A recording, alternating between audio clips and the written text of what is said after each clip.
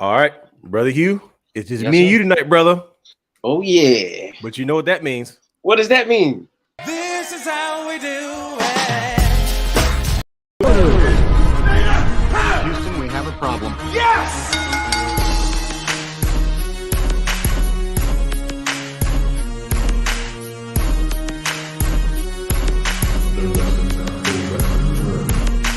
What you gonna do? What you gonna do? What you gonna do? What you gonna do? What you gonna do? What you gonna do? What you gonna do? What you gonna do? Oh yeah.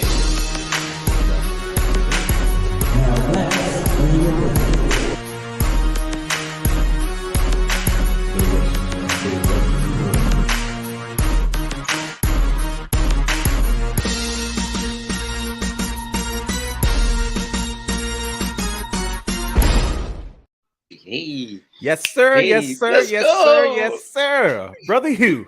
Yes, sir. What's up, brother? What's cracking, brother? Look, man, we just it's us. Brian It's Nathan us. hit the road and he I said, know, man, right? y'all got to do the show. So I guess we here I doing the know. show. I know that's how boss man does, right? Hey man, look, that's how it is. The show has to go on. Brian H is absent this recording because he's as of right now, AEW Dynamite is in Baltimore, Maryland. So he Hey. went to go attend the show. Perks of the gig, right? Yes, sir. Yes, sir. I'm proud of that guy. But it is all right though, because the show is left in good hands. I don't know if it's the safest hands, but it's left in I know, good right? hands. So tonight, the realness and brother Hugh has the third are in the building. Welcome to the Wrestling Wrealm Now podcast, where we often do what we want to do. It's like no, but That's true though. it is. We kind of do what we want to do. Is that kind of what we're known for at this point? Probably. I don't know. Yeah. Yeah, probably. But welcome to the Wrestling Wrealm Now podcast, where we take a deeper dive into the world of professional wrestling and what's going on right now. You can watch our flagship show, The Wrestling Wrealm, and other shows such as Wrestling for the Culture, Break It Down, Brian H, and other content anytime on youtube.com/The Wrestling Wrealm with myself and the real Dwayne Allen, of course, and Brian H. Waters. Explore many different topics in the world of professional wrestling and try to educate and give fans a different perspective on many different things. I am yours truly, the real Dwayne Allen. That good brother right there is my man, Has the Third. How are you feeling today, sir? I'm great. I'm awesome. I'm stupendous. Stupendous. That's a very unique word. It was used for WrestleMania, so I think it seems right that you use it right now. Yeah. Stupendous. I'm feeling marvelous actually right now. You know, sitting back, was working all day, came up, just started. So I actually remember I saw Kane tweeted something. Okay. Remember I put it in the chat? Really? Kane look a little ripped now. I was like, let me get it straight. You noticed Kane Kane tweeted something? Kane. Tell us about that tweet. What's going on? Because I'm gonna tell you, I didn't see Kane. I saw the mayor. I saw Mayor Glenn Jacobs. I saw of Kane. Nashville. I don't care what you saw. Oh, okay. Well, excuse me. Okay, I'm sorry. I appreciate. I saw. But what about that, man? Check him out. DDP yoga and some what do you say? Low carbs or something? Yep. DDP out here changing lives, people. Man, that look. Salute to that brother. He's got Kane look like he's about to make another TV. What? First thing Has says is give him another run. Give him another run. Actually, I just got finished watching the TLC match, 4-way TLC match on Raw. Yep. Probably like 8 years ago, maybe. Okay. When he won, Hurricane got jumped in the back by Flair and Triple H, I believe, and taken out the match, and Kane won the TLC match by himself for the tag team titles. I was like, yes, I had to go back and watch some classic Kane stuff. So, I was a little excited about that. You know what? Speaking of classic Kane, I know it's a little early in the show to jump into it, but we might as well just talk about what we watched a little bit earlier. I was just watching, like I said, WrestleMania 14. And I was watching yes, sir. Kane and Undertaker. I mean, that to this day it holds up. You know what I mean? Yes. When you look at older guys' matches, you say, "Oh, that was nothing compared to what he did before." But Kane versus Undertaker at WrestleMania 14, it's one of my favorite matches to this day. Anybody that has brothers can relate to a similar storyline, not to the story itself, but it's anytime there's a brother storyline, you can dig into it. But yeah, you get to talk about classic Kane for you though. And those two big guys going at it, man. Very agile, like that. That wasn't a normal big guy match. They were doing things in the ring that you were like, are they allowed to do things like that? Because usually bigger guys in the ring are told not to do certain stuff. But Kane and Undertaker, they went for it. They showing up did, and they told a hell of a story. And yes, indeed. And of course that continued. Of course, follow us all on all social media platforms: Instagram, Twitter, Facebook at Wrestling Wrealm. As you can see, it's on the screen. Like and subscribe and engage in the conversation with us. We like to engage in conversation. Just like, don't be afraid. Jump out there and say something reckless. We'll probably say something reckless back. You can also stream and download all of our audio content on Anchor, Apple Podcasts, Spotify, Google Podcasts, and you can watch us and subscribe to us on our Twitch channel at The Wrestling Wrealm. You see that? I had to get all the logistics out the way. I know, right? It was just too much, bro. Come on. But, hey, we got to get it out there, though. Got to put it out there. Got to take care of business, right? Mm-hmm. All right. So I apologize, Tristan. You're correct. It was 20 years ago. I am tripping. See that? That's me being old. See, I was about to say the birthday about a week away. So it is though. So me getting old. I'm starting to lose things. See, I was not expecting that from you. Like out of all things, like if there was something you're gonna remember as far as. I know, right? Hey, like, come on now. That's all that matters is he won the match. That's all that matters. I remember that part. Yeah, well, that's always the important part at the end of the day. Yeah. Right. We got some stuff coming up. Isn't that right, Mr. Marketing Manager? Oh yeah. For those who don't know, Hans the Third is the marketing manager of the Wrestling Wrealm. He always has been.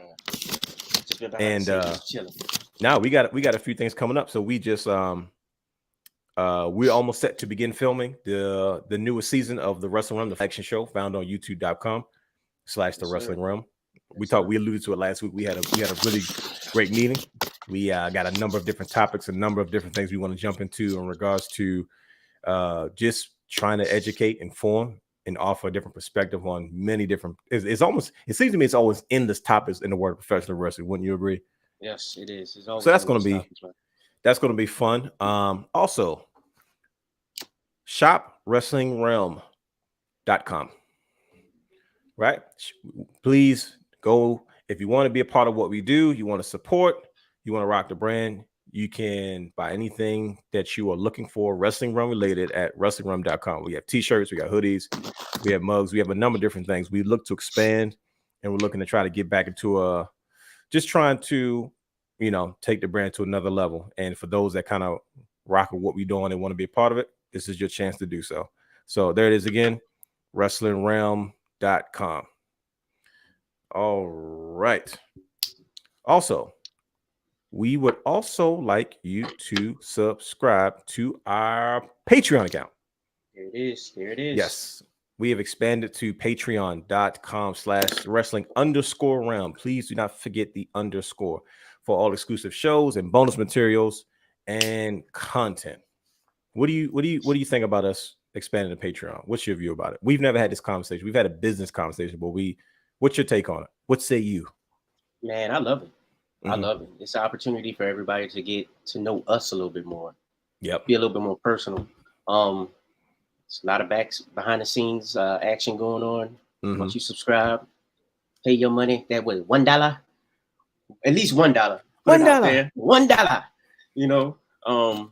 You have access to a lot of great content, and we're looking forward to seeing y'all contribute. And, Speaking of contributing to Patreon and exclusive content, there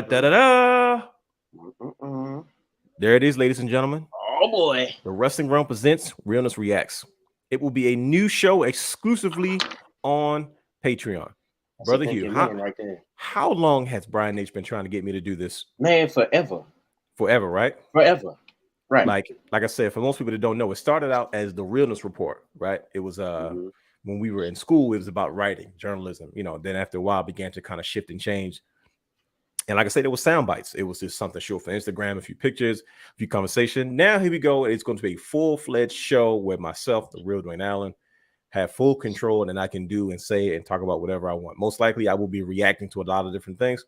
Twitter doesn't give you enough, give you enough characters to really go into how you feel about particular subjects, and that's how I feel. Who knows how much that's going to change with recent purchases by gigantic billionaires? But Realness Reacts will be a platform for me to kind of be as long-winded as I choose to be, because everybody knows I'm rather long-winded. Don't you agree? Yes, sir. It's a good thing, though. We love to hear you speak, bro. Well, thank you. I appreciate that, brother. See, most people don't say that. That's why you're a good brother. You know what I'm saying? Most people don't see it that way. Do you want a sneak peek of Realness Reacts? Why not? Just give me a little something. I'll just a quick snippet. So for those who are watching right now and that will eventually watch this or listen to this, I'm gonna give you just a quick snippet of what you can expect from Realness Reacts. You ready? It's gonna go quick, so you got to pay close attention. You ready? This is a worldwide premiere. So this is a little bit of what you're gonna get from Realness Reacts. You ready? Oh yeah! Did you see? Did you see? Did you see? If you're wondering what can I expect from Realness Reacts, hold on, let me play it again for you. Ready? Here it goes. Oh yeah! There you have it. I told you Snipe was gonna be full of shenanigans. Brian, they should have never gave me the buttons. Right? He shouldn't have. I told you what was gonna happen. So he's gonna look at this later and gonna be like, "Oh my gosh!" He's still got to edit this thing. I hope you don't think we're supposed to edit this. He's gonna go back and say, "What in the world were they getting into?" Never again. Yeah. So Realness Reacts coming soon. Also, Wrealm on the road. Yes, sir. Wrealm on the road. I want to be the first one to say you guys did an excellent job on the presentation of the. Thank you. It's a concept we've tried to really like. We were trying to figure out a while ago, but you guys recently hit up HBC UConn, right? That's right. Bowie State University. This past weekend. Tell me how that was, brother. Like this is your first, not your first. Have you?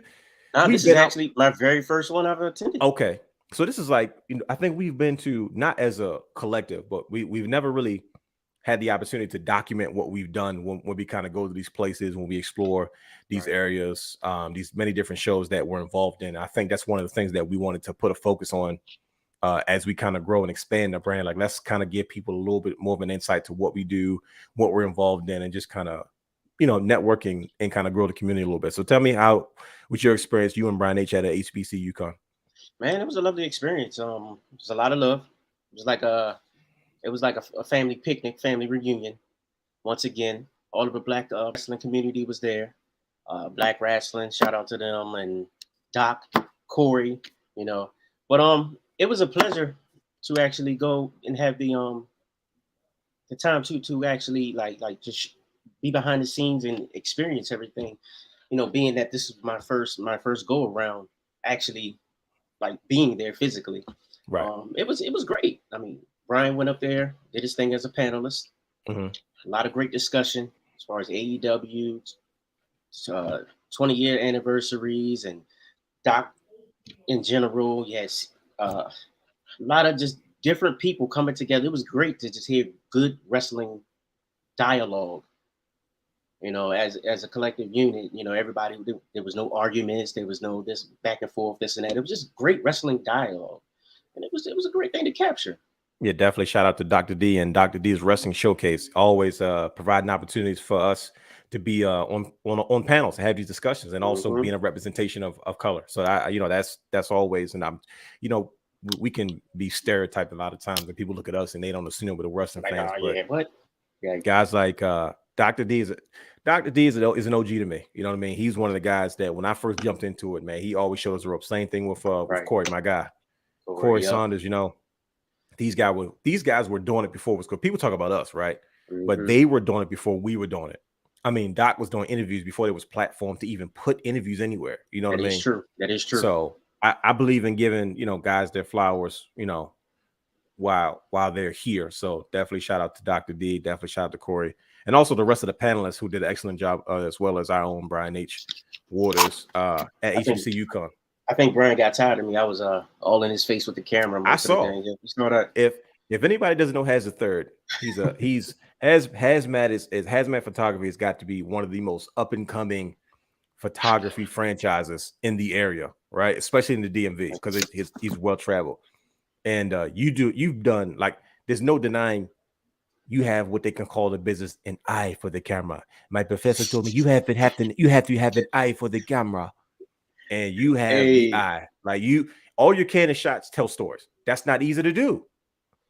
Right? Yeah, man. Yeah. Anybody that does photography or try to take a picture, you can have an idea in your mind, right?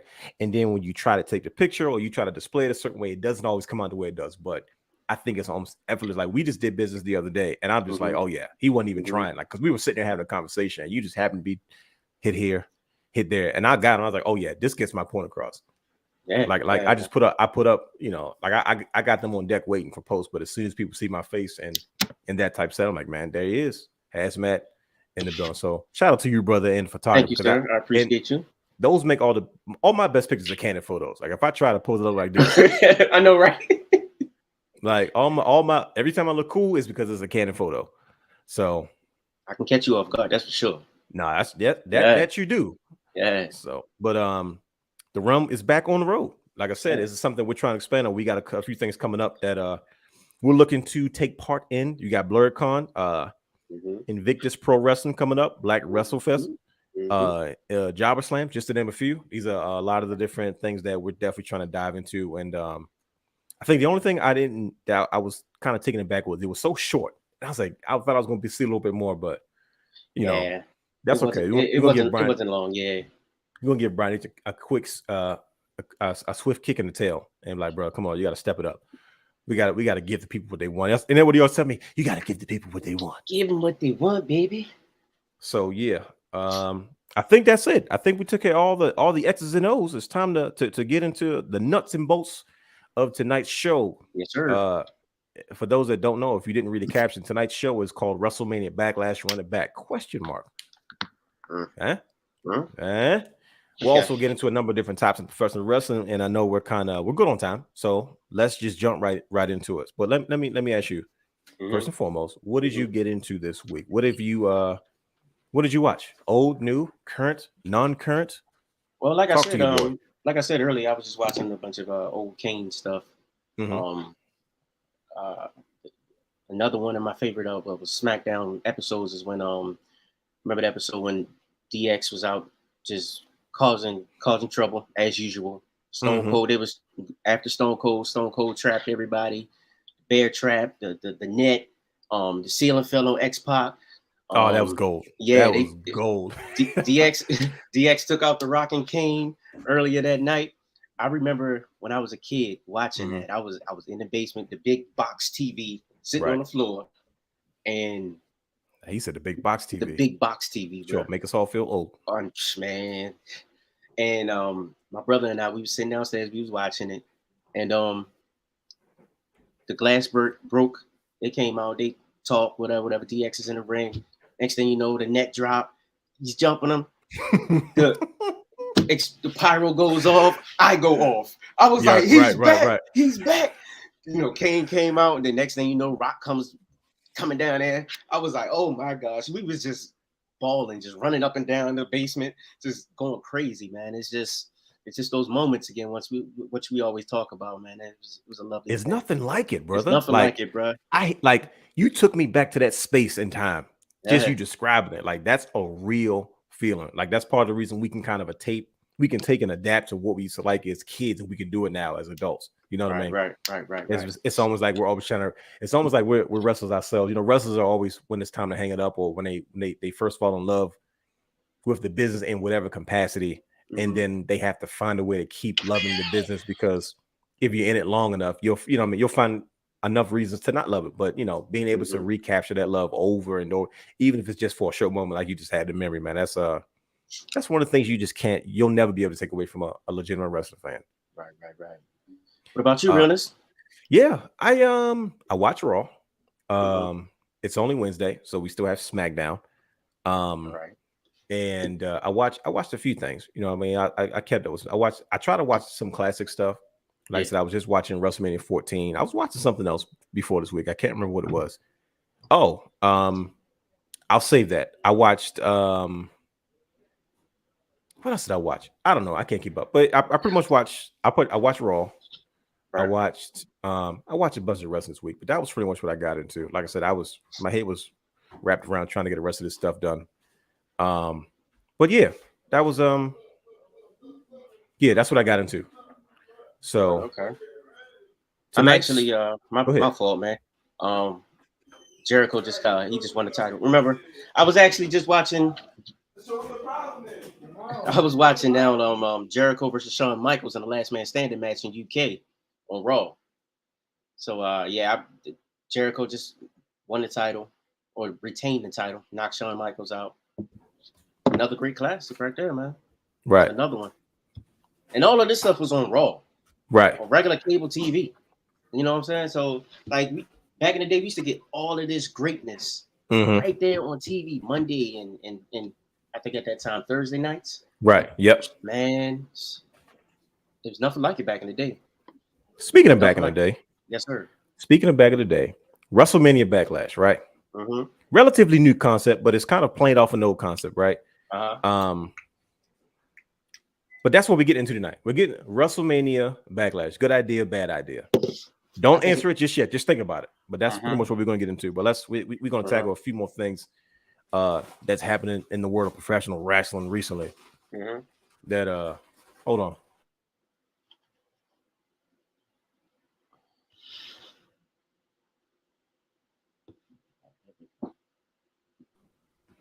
Yeah, my fault.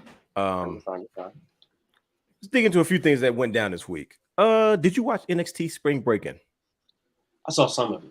Okay. Yeah. I mean, the show was a typical NXT show. It was kind of underwhelming. But I'll tell you one thing. One match that I know for a fact stole the show. Right? The triple threat match for the North American Championship with Cameron Grimes, Carmelo Hayes, and Solo Sikoa. I love all three of those. Let me tell you something. Baby Uso. He's like that, isn't he? He's like that, right? Yeah. Baby Uso is man. I like the idea of Cameron Grimes, and I'm still trying to feel out Carmelo Hayes. I think he's still too small. That's just my opinion. I know he's got the black guy swagger, and he's got a good manager and everything, but it's like I need to see him kind of come into his own identity. What I don't like with black wrestlers is that they fall into a stereotypical identity. Well, I'm the black guy, so I do black guy things. You know what I mean? There we go. If that's who you are, then that's fine. But if it looks like you're kind of playing a role, it looks like he could be easily MVP's son. You know what I mean? In terms of his gimmick, right? Right. But he caught my attention because he had a HBK zebra print gear on. See, I pay attention to stuff like that, right? I figured you was gonna say that. Oh, you already know. Because I'm watching it. I was like, oh, okay. I see. I know he's tight with Shawn Michaels, and I know that's what he does. Right. I was like, oh, okay, yeah. That's I see the inspiration because Dolph Ziggler used to do the same thing. That's another one of you guys, Zigzag. Yes, sir. Right. But this triple threat match to me sold the show. You know what I mean? Out of everything, like it was a special. Like it wasn't like a full-fledged premium live event, as they say, but it was a special. You know what I mean? A typical in our terms, in your house type situation. But out of all the matches on the card, this one was the one that said, okay, I was thoroughly impressed with all three of these young guys and what they brought to the table. You know what I mean? Just their chemistry in the ring, how they moved. I thought it was really, really done. I thought it was done very well. Yeah, it was. But yeah, Rhodes kind of reminds me of like a young DB, style wise. Yeah, he does. And I don't know about character, but style wise. And it's sneaky though, right? Because if you look at Cameron Grimes, has his big boisterous personality, right? Right. But he has a very, very vicious style in the ring. Like you can tell he's got some edge to him. You know what I mean? Mm-hmm. And I like him. Like I like the gimmick change. I like his look. I still all three of these guys are smaller guys. When I look at NXT now, I'm not looking at NXT in terms of what's going to make NXT great because they've had to kind of go away from that format. You know, I blame AEW. That's the only reason. Mm-hmm. Because NXT can't operate as WWE's independent anymore because of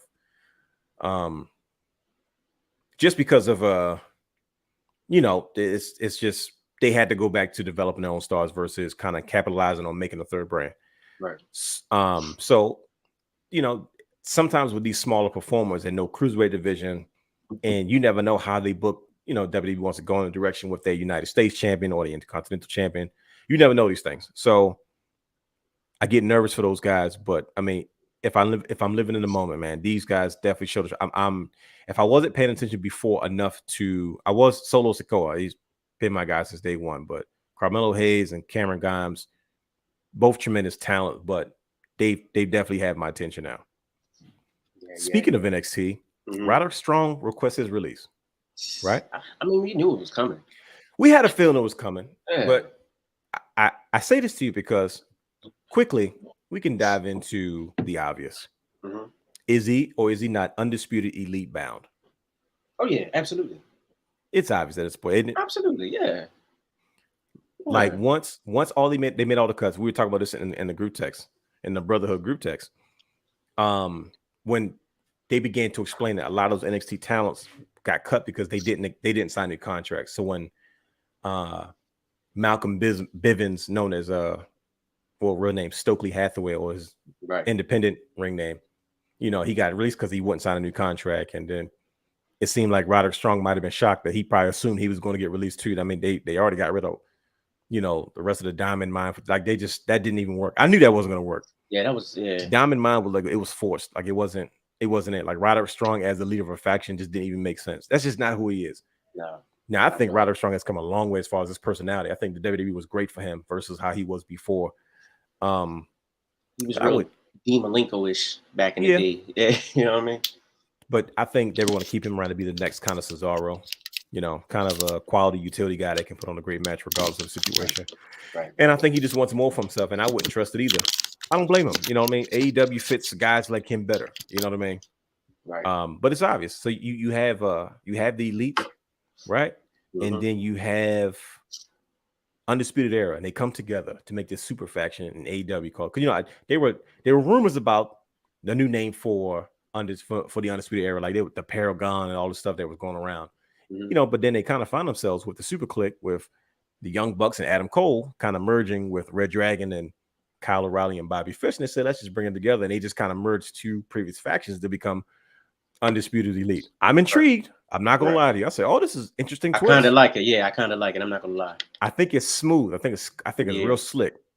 Mm-hmm. You know what I mean? I said, I think that's cool that they went ahead and did that, because I was like, okay, that's how you do it. You know what I mean? You got to find a way to say, okay, we kind of got a nod to the idea that you know what this is. We're not going to pretend like it's something new, right? But we got to call it something different and make it just as cool. It doesn't get no cooler than that. The Undisputed Elite. Yeah, that is true. A lot of Bullet Club influence going on in the world, but like I said, we'll tackle that as well, because we still got the main event to talk about tonight. But we'll keep moving. Samoa Joe getting his mojo back, man. He's back on TV winning matches. He hasn't got injured lately. I was about to say, yeah, I never really thought he lost it. He just couldn't stay healthy. Honestly, that's what killed me about Joe. You know what I mean? Like every time he gained momentum, he just had some type of sidelining injury that set him out for 4 to 6 weeks, 6 to 8 months. And you know, even when he was out and he was on commentary, he did an excellent job. And then he gets released, and Triple H's like, nope, I know release you, but we're bringing you back in some capacity. He comes back, he works NXT, he fit, you know, in that era of NXT, like it was the end of it.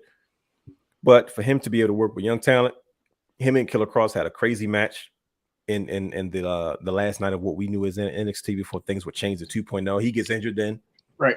You know, and it's just like, golly, Joe. So, you know, he works behind the scenes, excellent job at what he does. And then for whatever reason, you know, he was released and then shows up in Ring of Honor, shows up in AEW, and he's kind of wrestling now on a regular basis. I've been a huge Joe fan for a long time. I wasn't initially. I didn't like him in TNA. I was like, who the heck does this guy think he is?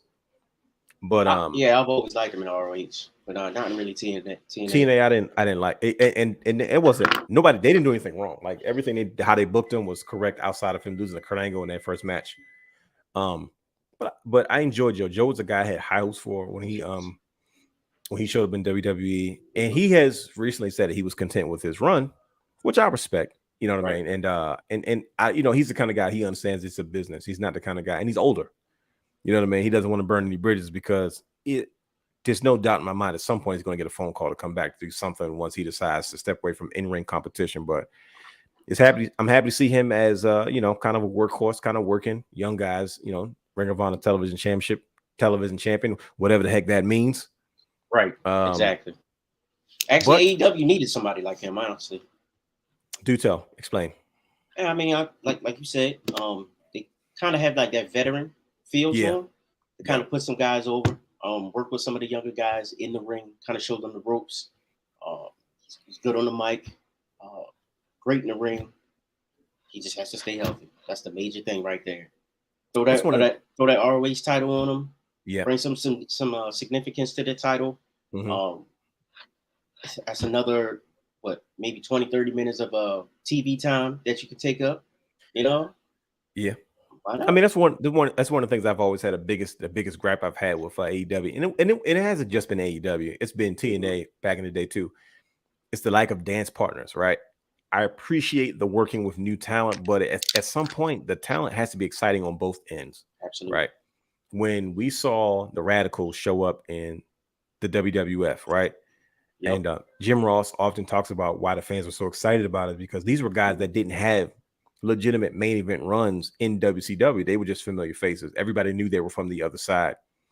But because they came over to the WWF, people were already interested in them, and they were fresh matchups. So it's not like it was really establishing new stars. It was like establishing new runs. And then, Eddie Guerrero, God rest his soul, will go on to be a world champion. You know what I mean?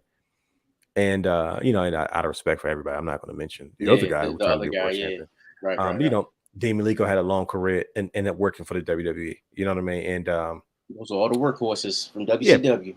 Perry Saturn, you know what I mean? Had a solid mid-card run. Even developed a character with his whole Moppy thing. He was running around terror. Remember they had Moppy? Yeah, I remember obsessed Moppy. With a broom. I remember. You know what I mean? So it's like you cared about both sides because you cared about the matchup, not because it was one new guy versus somebody you knew. I feel like in AEW, they got the same problem. It's like, man, you don't have enough people. I don't care about the new matchups. Like when you got like Kenny Omega versus Daniel Bryan was the pinnacle of it for me. Mm-hmm. Like you don't get a whole lot of dream match scenarios, right? You did it with like FTR and the Young Bucks, right? Because for years they told us that was going to be the greatest tag team match in the history of professional wrestling, and it wasn't. It was good. No, I'm not taking nothing away from it, but it didn't leave a lasting impression. Everybody goes, you remember that match, that first match they had? That was crazy. I remember FTR showing up more importantly than I remember any match. And plus it was during the pandemic era, you know what I mean? Right. So that was, that's also a shaky time in the history of professional wrestling. But yeah, I agree with you. I think Samoa Joe having an opportunity to go to AEW. I never wanted to see it. I'm not even gonna lie to you. I'd rather him be backstage in WWE. I just like Joe in WWE. I think that's the best I've ever seen him booked. You know what I mean? And he, like I said, unfortunately he couldn't stay healthy, but I'm happy to see him back. Yeah. Moving on. We were just talking about this before we went on air. Mm-hmm. Kurt Angle made an interesting comment in regards to are you a Chris Jericho guy? I like Chris Jericho. Okay. I don't know. I'm more of a Michaels guy though. When I hear you and Brian fussing about that era, the era of Jericho, like when y'all start fussing and you start talking about your past stuff like that, I just assumed, I don't know why, I just thought that Jericho was one of your guys. Like when you start getting to talking about Kane and all that whole stuff, but no, I like Jericho, but he's a very flashy guy. I like the old WCW Jericho. Yeah, the one that didn't get a push. That's the one we kind of grew up on. Yeah. That's the guy that learned to take nothing and turned it into something. Absolutely. You know what I mean? So when that's why I loved him. When he showed up in WWE, it was a big deal because it was like, oh wow, here's this guy. And we don't remember his struggles until after the fact, because we watched all the documentaries and all the interviews where he said, yeah, when I first got there, I didn't, I wasn't doing what I was supposed to do. Mm-hmm. It wasn't connecting, but that happened for a lot of guys coming over from WCW to WWE. It happened with Big Show, Paul White. Right. You know what I mean? Right. But Kurt Angle said that he believes that Chris Jericho has surpassed Shawn Michaels, the Heartbreak Kid, as the I guess the greatest in-ring performer of all time. Well, I actually see that brief silence says it a lot. Like I just got done watching Shawn Michaels wrestle with Stone Cold Steve Austin at WrestleMania 14 with a bad back, and I didn't even know. Like I was a kid, I didn't know, right? Had no idea. And to this day, Austin's like, yeah, it wasn't what we wanted it to be. I'm like, it's great to me, and it still holds up. I don't see anything wrong with the match. It told a different story. It showed to me. It showed Michael's desperation to hold on to something. He knew the momentum of Austin was coming. Whole time he was showing desperation because his back was killing him. Mm-hmm. So this is a hard interesting comment. This is a hard one, man. Like evolution-wise, character evolution-wise, definitely Jericho. Yes. Nobody's that's the key word. No, maybe Undertaker. I'll give you that. Okay, but nobody's really messing with Jericho evolution-wise. No, you talking about you can write a book called The Evolution of Jericho. Mm-hmm. I mean, when you're talking about a character that has reinvented himself and stayed relevant because of him reinventing himself each and every time, over and over again. That man's 50 years old. Right. You know what I mean? Right.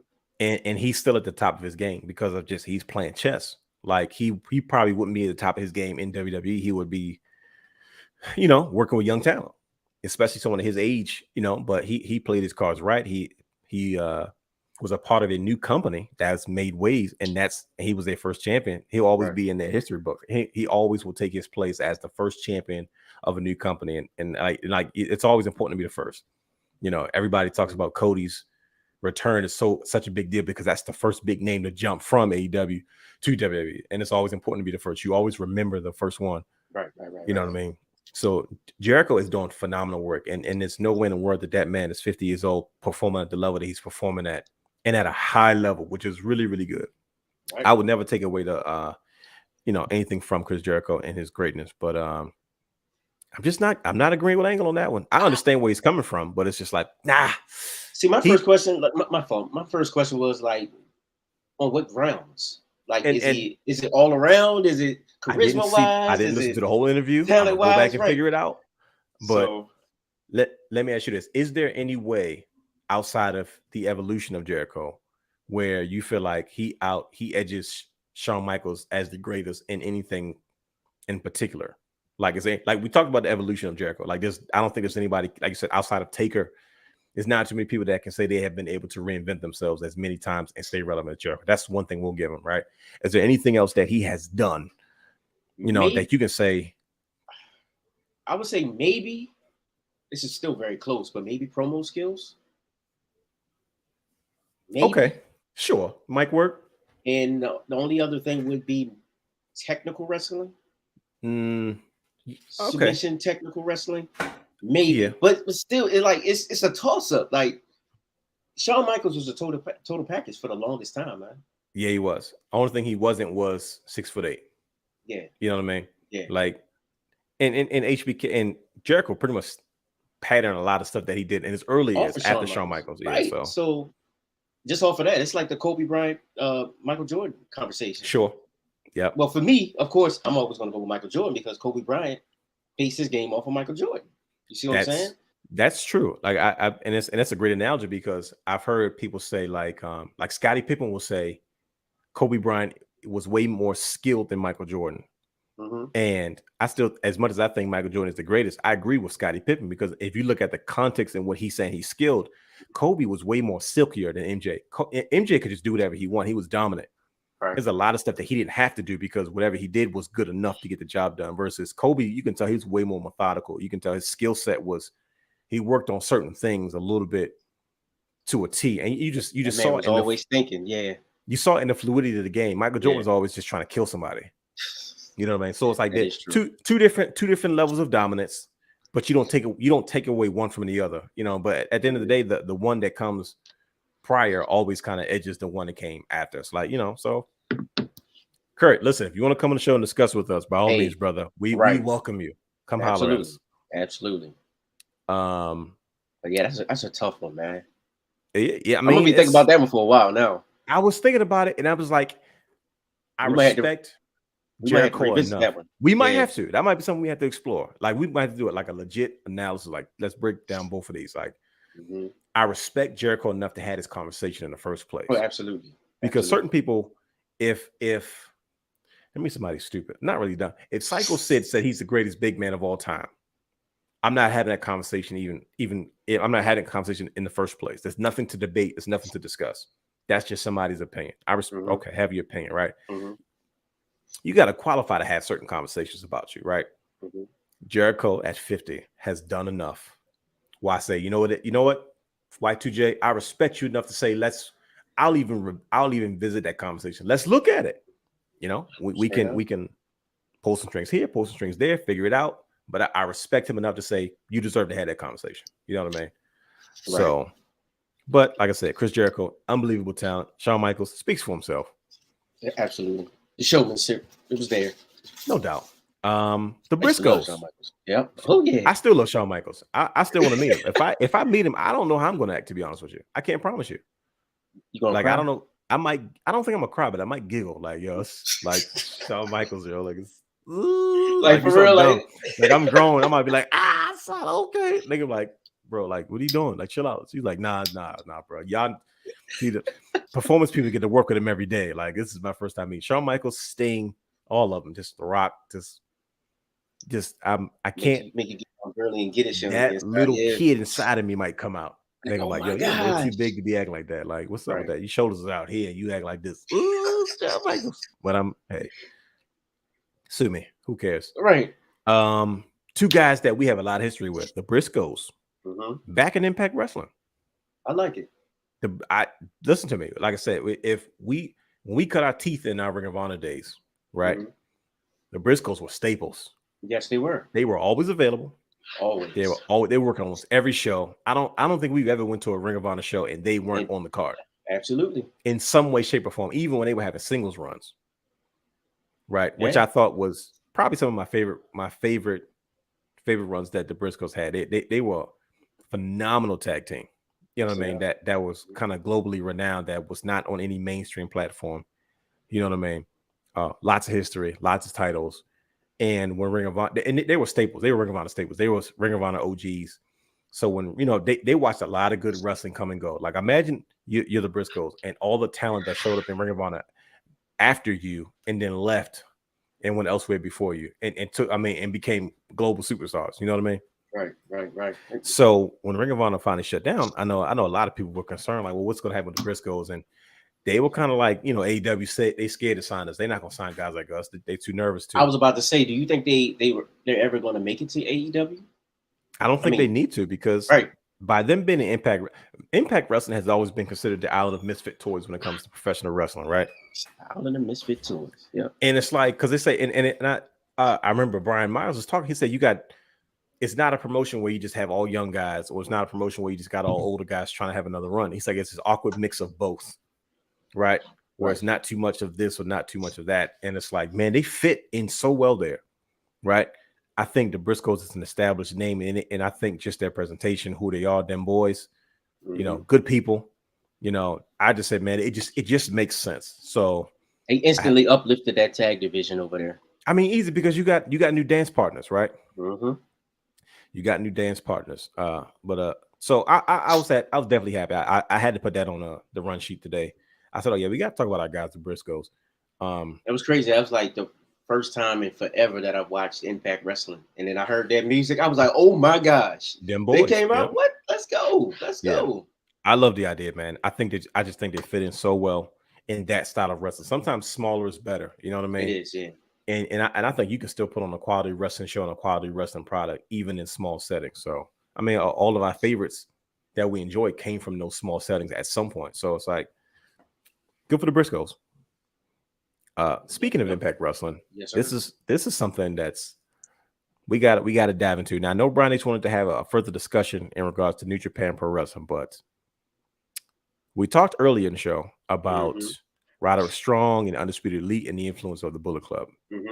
The Bullet Club anniversary, right? It was recent. I don't know at what point anybody will hear or watch this particular podcast, but we had a question a while ago. We said, does it really even matter at this point? Right. And I know we kind of dismissed it, but I'm not going to lie to you. I'm starting to revisit the idea. Let me explain to you why. Wrestling Dontaku took place on May 1st, 2022, with the Bullet Club, right? The Bullet Club recently just added a new member in Juice Robinson, formerly known as CJ Parker. Was it CJ Parker in NXT? I believe so. CJ Parker, right? Yeah. And they added Chris Bay recently in Impact. Bullet Club and Impact doesn't hit the same as Bullet Club in New Japan, right? Right. So I was watching it, I looked at it, right?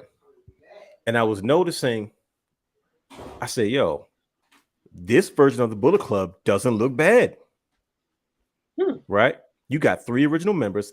When the OG Good Brothers, when Carl Anderson and OG Luke Gallows, right, you know what I mean, kind of validates your Bullet Club. It's like, this group is kind of young and they're kind of old. But if you look at Juice Robinson, you see Juice Robinson over there by the New Japan World. Yeah, they called him Rock Hard Juice Robinson. Like, this dude used to have dreads. This guy was a hippie. You know what I mean? And look at him now. He looks like he just fits there. He does. So why are we having this conversation? You got let's look at the members of the Bullet Club right now as we see them. This is for people that don't know. You got the leader in the middle. You got Jay White. Jay White, right? Yes, sir. You got Rock Hard Juice Robinson. You know what I mean? Look, he looks like a Chase Owens. You know, him and one half of the IWGP Tag Champions. You got the OG Good Brothers. You got Carl Anderson. You got Doc Gallows. Yes, you sir. got Gato, the manager in the back, also Booker of New Japan. Mm-hmm. You also got Taiji Ishimori, you know, the junior heavyweight champion. You know, Yep. I mean, I'm talking New Japan staple. And you got Bad Luck Fale, the big fella, the other half of the IWGP. Oh, that's right. Yeah, big champion. man Fale. I mean, he's an OG. He and then of course you got Chris Bay in Impact. And I'm saying to myself, man, I like the way this group looks. I mean, my guys making a comeback. Is this what's this 2.0? Or no, this group like 5.0. Like, New Japan refuses to let the Bullet Club go, right? Yeah. And why should you let them go? It was losing credibility. It was hitting NWO black and silver levels. You know what I mean? But Jay White would not let it go. Japan is very strong on tradition, right? And I know that the Bullet Club as a staple is one of their strongest money-making traditions. I respect it a lot. I really do. Mm-hmm. It's something about adding some of the original guys in the mix. Can you imagine if Finn Balor asks for his release and he goes back to New Japan and he joins that? The Bullet Club is going to be immediately relevant on a higher level again. To me, they're getting back up there. I thought it was dead. I said, look, I don't have a picture of it, but it's a picture of me circulating somewhere with a Bullet Club shirt. I'm like this. Oh yeah, I remember the with the hoodie. Yeah, we was. Yeah. I remember that. Like that was what 2016 probably, right? I was all with it, and we got to a point where we're like, man, this is dead, but it was worth the conversation because I'm starting to see some changes, right? You look at the Undisputed Elite, right? Mm-hmm. You look at what came out of the Bullet Club in the original Elite. You got Kenny Omega, you got the Young Bucks. That was kind of the wolf pack of the Bullet Club after AJ Styles left, and Kenny Omega was kind of in charge, right? Right. And then you got this group again, man. And I'm just saying, I don't know, man. Their influence, this group right here looks legit.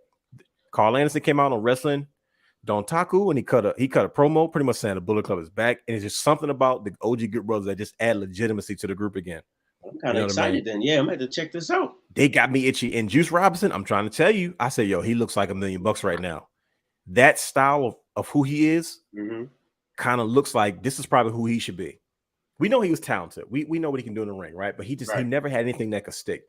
If you really go back, I remember looking at him in early, he might have been in FCW, but I know early NXT, his gimmick was kind of something else before it was that kind of protesting hippie guy. You know, he leaves, goes to New Japan, makes a name for himself, does excellent in New Japan. And he's still kind of this, you know, this kind of gimmick he got. But I'm looking at him now and I'm saying to myself, whoa, like, I don't know, Juice Robinson, you kind of got my attention now. And that this version of Bullet Club it seems like it might be having some influence. Let's look at it. And you say, well, what are you talking about, realness? You keep talking about the Bullet Club. So what? Prove it. Okay. Adding a young black kid and Chris Bay to the Bullet Club, right? You're getting younger, right? Getting younger. You got a new leader in Jay White, because Jay White is like a staple in New Japan. And you can tell that you want to build a top bad guy, just put the Bullet Club around him. Instant heat, right? Right. So Jay White has been showing up. Bullet Club has been doing stuff like openly in Impact, because recently in Impact, wasn't it? That's every week they're there. Like it's OG Good Brothers, Jay White show up, and it's Chris Bay, and those four guys represent the Bullet Club. And then recently they go to New Japan, they still doing the same Bullet Club stuff. Add a couple of guys over there, you know, some young cats, and then something we saw: AJ Styles having a hard time with Edge and Damian Priest. AJ Styles set to face Edge at WrestleMania Backlash, which we'll get into shortly. We knew at some point somebody was going to come help him. Oh, absolutely. Because it was just this obvious 2-on-1 scenario with AJ Styles versus Damian Priest, who was actually 40 years old. I didn't realize he was that old. Yeah. This is why Triple H and them are trying to get 22-year-olds again. Right. Damian Priest and Edge. Yep. Yeah, that whole NXT run, like Ciampa is 36. Like, I didn't realize all those guys were as old as they were, but he's Punishment Martinez again. That's what he's looking like too. The crazy part is he was in a similar gimmick at Ring of Honor. Like if we had a front row for it, you know what I mean? With BJ Whitmer and that whole, and then when who's the devil guy that always pops up? I can't believe I'm drawing a blank to his name. It must not be meant for me to say it because it's probably a devil guy. But he came back and he did the same gimmick he did back in the 80s against Dusty Rhodes. He was doing it in Ring of Honor again. He had proteges and with BJ Whitmer and Punishment Martinez and stuff like that. I remember that. So then you have Finn Balor, who a lot of people have been probably a little disappointed again. We're talking about another older guy, another guy in his early 40s. You know what I mean? Right. Former United States champion, had a solid run. It wasn't a dominant run, but anytime you put a strap on anybody, that's a former world champion is an instant win.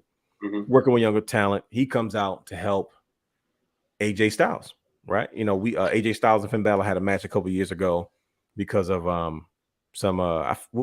forgot the reason why whoever Finn was supposed to face and didn't happen. You know what I mean? But hey, he came out and he helped him, right? Right. To me, that screams Bullet Club influence all over again. Like, here we go again. The Bullet Club influence in the world. You saw him do it right in the ring. I'm watching it. So you got the Undisputed Elite in AEW. You got the Bullet Club in Impact and in New Japan, right? Adding new members to the T. I'm talking about like kids who are like I'm telling you, they look like they fit in. And then you got AJ Styles and Finn Balor. Come on, now. And they unite by doing this. Yes, sir. Yes, sir. Come on, man. Sir. So they're gonna take over. Is the Bullet Club running wild again in 2022? That's the question on the table. Are we starting to see the influence? Like it was a joke at first. Only time will tell, man. I mean, it's looking that way. All three of the major promotions right now. I'm seeing some type of Bullet Club influence for every last one of them. What's right. 4? Oh, New Japan. New Japan. Okay, sure, fair. Yeah, duh. Yeah. Like, what are we thinking? Right. But it's possible. It's very possible. So, what do you think about AJ Styles and Finn as a tag team in general? I love it. I don't think it's gonna last too long. But I don't think it's meant to. Yeah, I'm thinking Finn's gonna turn on him. I like darker Finn. I liked Finn's run in NXT, man. Like I say, Vince is like, come on, man. Like I get the bigger scheme of things, but Finn's heel NXT run was I'm glad he did it because I'm like, man, who knows what he would have been doing all this time. Right. I just feel like he's going to join Edge. He's going to join Edge. That was, what people were teasing that at one point. There was a conversation like, well, who else would join Edge? I think I'm scared because it would make sense. It would. Because it's like he could say the same thing. Oh yeah, I was floundering. I tried to be a good guy, and look what happened to me. I lost my edge. Absolutely. Lost my edge. No pun intended. But then again, okay, now that's 3 against 1. Where do you go? The OG Good Brothers. The OG Good Brothers are an Impact. So if they were coming back, I'd be like, okay, hey, but right. That's the only other thing that's kind of like I'm on the fence with, but that seemed to be a good move for Finn to elevate him, and then not to mention. You have that Finn AJ Styles matchup again, kind of tease that, get back into that. And then you got Edge and Damian Priest over there. So, like you said, it's not even. But no doubt. Yeah. I think it's early. Only time will tell, right? But AJ Styles and Finn Balor, 2 of my favorites, man. I'm looking forward to see what they bring to the table. As a tag team or as rivals, we'll see. It's just good to see that he's being utilized well right now. Absolutely. It's been a while. Yeah, look, who you telling? But yeah, before we get into the main event of tonight's show, I forgot to mention something. What's up? Last week we got into some things, didn't we? We had a meeting, and we were trying to film a commercial. How do you feel about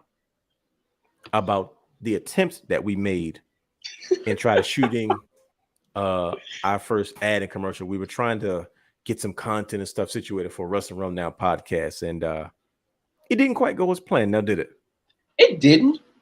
But I know usually you're behind the scene. Let me make it make sense to the people that are watching or listening. Usually, Brother Hugh's there when we do these things, and he's privy to all the shenanigans, but he's usually behind the camera. But this time, myself and Brian H, we roped him into the shenanigery. And he was right in the middle of it. And I was like, you know what? He might not want to do this anymore. we tried to make a commercial. As a matter of fact, next week we will debut our first and latest ad commercial for the Wrestling Wrealm Now podcast. or lack thereof. It did not turn out the way it was supposed to be, but we are going to show it for the first time next week when Brian H gets back from his escapades. We're gonna debut that. This is pretty much what we got so far. You see that? Are you witnessing this? Nobody has seen this yet, including Brother Hugh, including Brian H. Right? I just want to say this. I want to go on the record and say I apologize in advance. Hey, I was responsible for most of the shenanigery, and it's going to be obvious when this ad kind of comes to light. But I just wanted to get your perspective on it, because this is like, we don't usually you're the level-headed one, like you're the sane one. Yeah, all the foolishness. That's why, like, we had those long shoots and nothing gets done, and I apologize.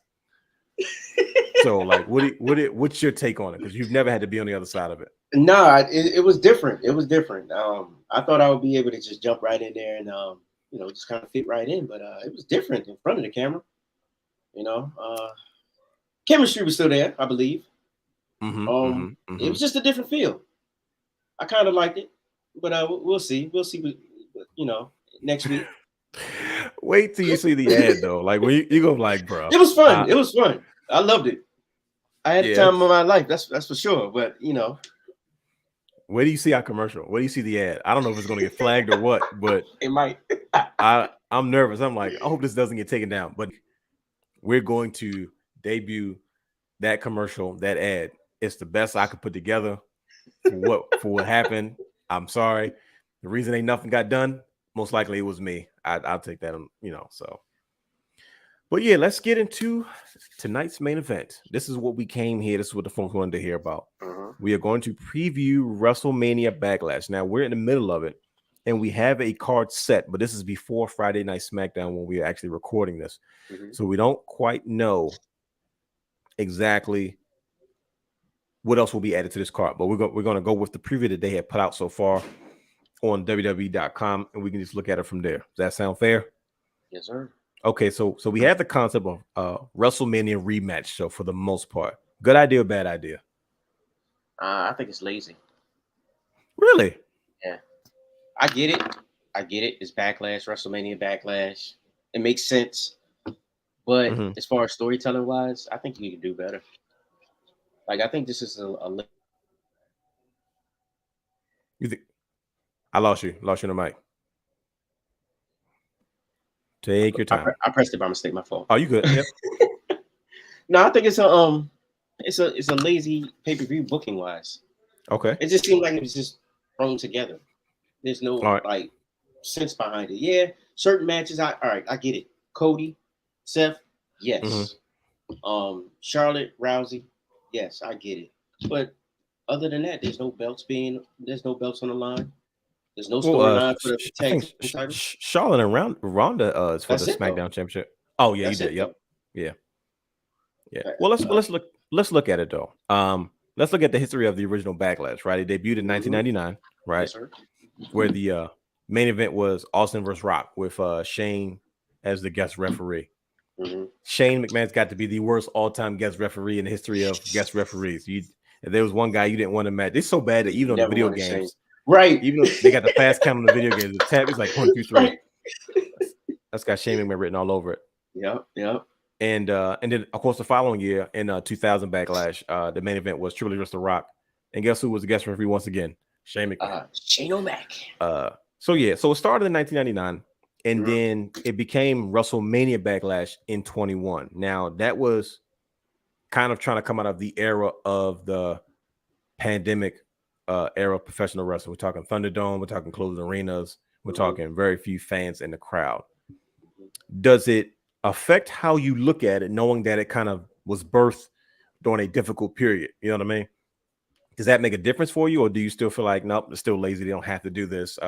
We don't want to see part 2 of these WrestleMania matches, or what are you thinking? I mean, like I said before, I get it. I get why they're doing it, but I'm not really excited about it, honestly. It's not like when I grew up, like 99, it was something that you had to see. Those matches, the main events of those two that you named, they would have to see like pay-per-views. Right. Like I was invested 100% into those pay-per-views. You know, but like this right here, I'm like, I can miss it. It's whatever. I'll catch the highlights. Okay. I mean, that's fair at the end of the day. Yeah. But I get it nowadays. Things have changed. You know, it's all about the entertainment factor of it. Now, storytelling, you touch base on your big storytelling, bigger stories. Roman Reigns, I don't even think they know what they're doing with him. So they just threw him in the match. I guess they're gonna go Roman Drew and push that, I guess, for what, maybe SummerSlam or something? Maybe. Or maybe a little bit earlier. Yeah, you never know. Like, I don't know what's coming up at the WrestleMania Backlash, but I consider this one like, you know, this is the in your house type thing. You know, they don't want to give you everything right away this early, but it's just kind of to tease you. Do you think this is a cash grab? Like, hey, we were successful at WrestleMania. Let's try to capitalize on some of these rematches. I think. Well, I was going to say I think it's because a lot of these matches delivered at WrestleMania, but they were doing this years ago, regardless of the situation. You know what I mean? They kind of teased it before, but you think it's a cash grab at the end of the day? Just another chance to kind of soak in that last little bit of WrestleMania money, that last WrestleMania moment. At this point, yes. Like I said, I keep going back to Cody and Seth. That's probably the major cash grabber right there. Yeah. Ronda, no, I don't even think anybody really cares about Ronda. Charlotte. I'm not even going to lie. I'm kind of tired of that whole situation right there. You think that thing kind of fizzled out a little bit? Yeah. Okay. I never really was a fan of Ronda, honestly. I mean, she's a big money match. You know what I mean? I get it. Yeah. She's like female Brock Lesnar. She's an instant draw. You know what I mean? You add her to the marquee, and boom. You know what I mean? But does she actually go over this time? You think she actually has to? I think she does. To, right? You know, Charlotte's had that belt for like 10 years. You know what I mean? I think they have to make the most of Ronda Rousey's main event runs because of when she's out, and when she's in, she's in. You know what I mean? Right. And you know, she's just coming back, and she's like, "Oh no, I'm locked in. I wanted to have a baby. They let me do that. I'm comfortable. We're set. We're good. Like I plan on being here. I mean, why wouldn't they? You know what I mean?" Now on the back end, if Charlotte loses, how do you make Charlotte relevant again? Or keep her relevant? The chase. You know what I mean? The chase. Ronda Rousey is, you don't have to build her to be a monster because her history already says that. You know what I mean? So now it's almost this new hill to climb, this new monster to conquer. Something she's never had to do before is face off with somebody as tough as her. You know, even though she has, like, you know, she's faced off against Becky Lynch and Sasha Banks, but they're all wrestling girls. You know what I mean? And what I mean by wrestling girls is they're known as women professional wrestlers. Their matchups versus Ronda Rousey is kind of a different type of character. You know what I mean? She's polarizing.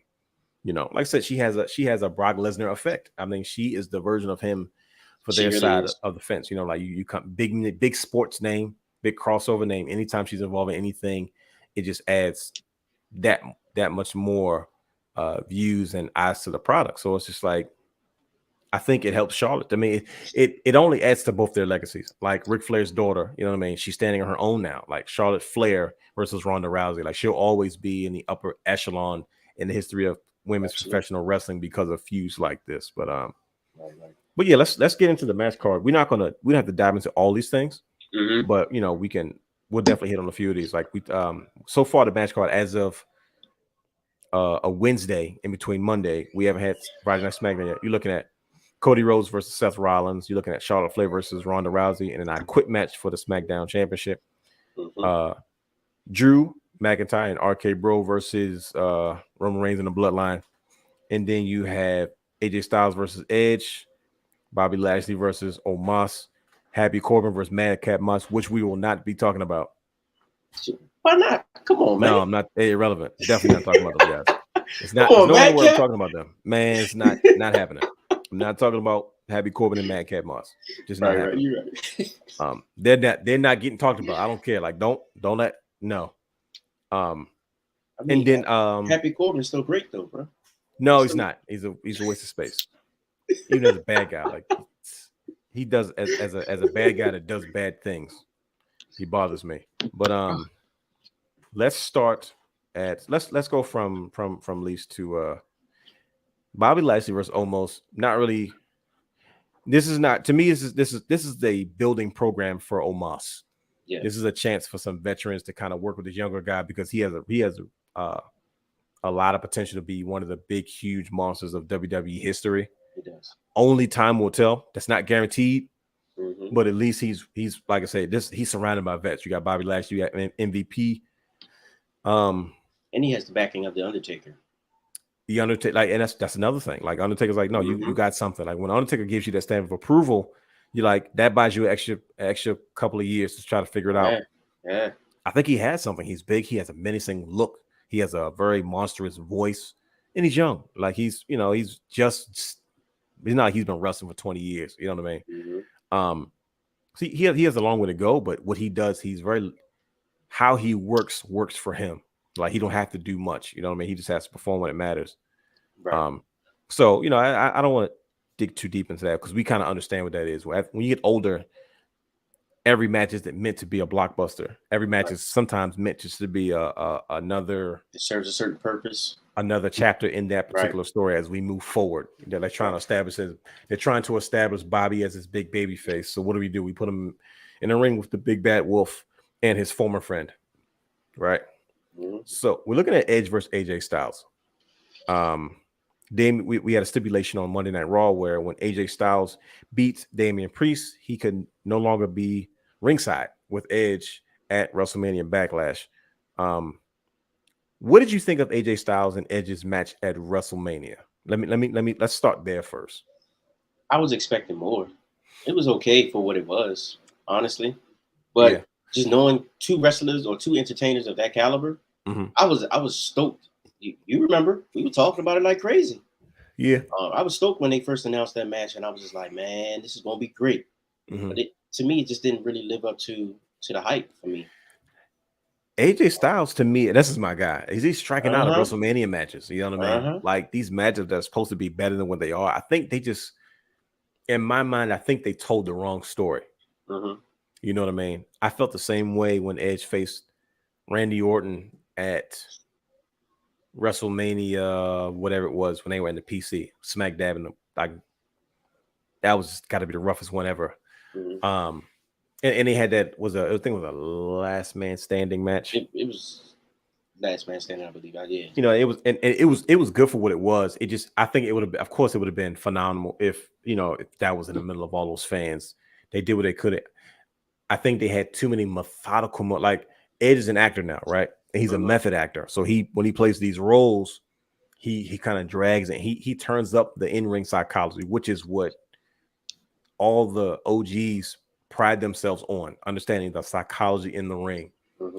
But it sometimes with two older guys, it leaves much to be desired, and that's how I felt with AJ. I thought it was supposed to be a more intense match. Like, give me Edge versus AJ Styles. I didn't think that Edge was going to veer away from himself that much just to kind of fit into this character that's going after AJ Styles. You know what I mean? Right. Because what he did in the ring against Roman Reigns was different than what he did in the ring against AJ Styles at WrestleMania. You know what I mean? Right. So it wasn't what I expected. I was like, I get it, but it wasn't what it's like what you said. It's not what I wanted to say. I wanted to have high flying, hard hitting, classic 5-star match. Yeah, that's what I was expecting. I'm hoping that we can get that at WrestleMania Backlash. Like hopefully they don't go and try to tell the same story. You know what I mean? I feel like we're gonna get some shenanigans though. I'm sure there will be. I don't. Go ahead. Oh no, I was about to say that. That's why I was saying like Finn. That's a key factor too. Like he might come out and turn on AJ right then and there because I got a bad feeling that now that you said that, like, because Priest is barred from ringside. You know. Man, stab him in the back. I think we kind of see that coming, don't we? Yeah. Yep. So do we still do AJ Edge, or do we now do AJ versus Edge, AJ versus Finn, AJ versus Damian? They put AJ to work. Is this contract coming up? Because they're trying to get as much. I know, right? they're trying to get as much out of him as possible. I don't know, man. I prefer, as much as I'm happy that Finn's helping AJ, I just prefer heel Finn. Yeah, like, it worked so well in NXT. He just didn't care.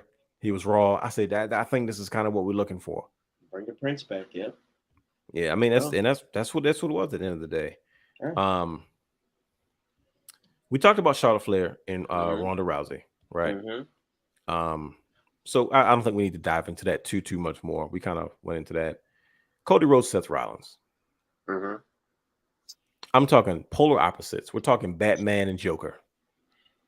You got one guy on one hand that's like, look, man, I'm trying to be a professional, and I got a bad feeling you're going to start crossing lines to make me kind of lose those barriers. Because when Cody, after the match, that post WrestleMania stuff, they were very respectful of each other. Seth Rollins came out there, he shook his hand, walked away. When they do that in wrestling these days, you can say, oh, it's going to lead something else. But sometimes you really can't tell. It could just be the end of a feud. It could have been just a moment between two friends that they said, Vince, let us have this moment. Shook his hand, he laughed, and he walked out. And then there's another side of you that says, there's no way in the world this is over. Well, that's kind of what we figured out. It was no way in the world that this was over. But I think that Cody Rhodes and Seth Rollins are working absolutely well together. And the match they had at WrestleMania was, to me, Cody's best match I've ever seen him have. Because it goes back to he had a dance partner on the same level and or higher, whatever your opinion is in regards to their in-ring work. You know what I mean? Seth Rollins is that man. He is, though. He's the man. Seth Rollins is just a main event gold. When you're an established player without having a strap around your waist, that's when you've done. I say it all the time. That's when you're doing something. Absolutely. He's at that level now. This is a match that it was so good the first time. I'm willing to see the second time because they're both wrestling guys. Right. I know they're probably sitting there, and of course they got to go over with their agent and say, how can we tell a different story from the first match? The style of match they had was the same style of match I expected AJ Styles and Edge to have. Exactly. You know what I mean? Yeah. Like two workhorses that gonna go out there and show what they can do. May the best man win. Not this, we got to tell a story thing. I'm like, I don't want to see the story. Like I wait all the time to see Edge and AJ Styles, and y'all want to tell me a different story.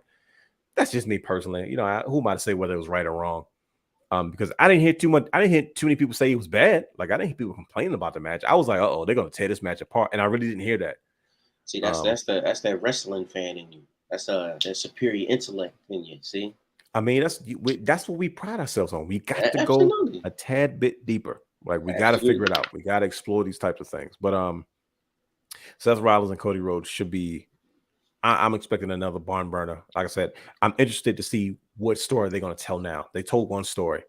It was Cody's coming out party. Like it was a welcome back party, I should say. And it was like two Dusty's kids. One was actually his kid, and one was one of his work children. And they went and they just tore it up. And it seemed so effortless. You know what I mean? Right. So that's just a sign of greatness between two superstars. Yeah, that's definitely the show stealer right there. And then we have Drew and RK Bro. RK Bro, the Raw Tag Team Champions versus the Bloodline and Roman Reigns, the current undisputed champion of WWE. I can't even say WWE champion. It's like undisputed champion of WWE. And I like the fact of what they're doing with him, how he's literally carrying both titles. They're not unifying the titles. He's like, no, I'm just carrying both at the time. Which I think is genius. And the Bloodline, the SmackDown Tag Team Champions, the Usos.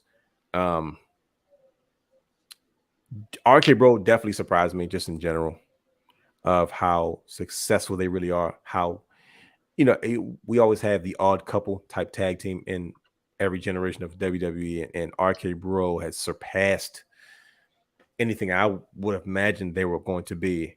And to see Randy Orton having the type of fun that he has, and then the back and forth between the Usos trying to also be undisputed tag champions. I mean, you have two over tag teams. We talked about this before. In RK Bro kind of figuring it out, you know what I mean? And then you have the Usos are just the Usos. We're talking living legends already. Like they have so much more to do. Absolutely. And I remember there was a day that the Usos had to find their way. There was many a day we didn't see them at a WrestleMania. A lot of pre-shows going on. Right, a lot of pre-shows. I remember there was one point in time there was rumors of creatures like, if they don't win, y'all need to ask for y'all releases. Because they had the look. They just didn't have any depth to who they were as characters. But we see that's not an issue now. There might be a reason that they changed the match because how over Randy Orton and Riddle is. Yeah, I can't really take the belts off of the Usos. Can't really take the belts off of Randy and the RK Bro. Well, that's how they keep us older guys quiet, because now like it's easy to book RK Bro versus Street Profits. Yeah. You're not talking about who's going to win. You're talking about how's RK-Bro going to win this match. Mm-hmm. You know what I mean? It's like you said though, when you have these matchups, us almighty predictors, you're like, oh shoot, they could go in either direction. Absolutely. Because both are over, both are established. So what direction, and you kind of rack your head trying to figure it out, and that's kind of the fun of the conversation. So the fact that they can keep us guessing all the way up to this point, and then you got Drew and you got Roman. They've been teasing Drew and Roman again.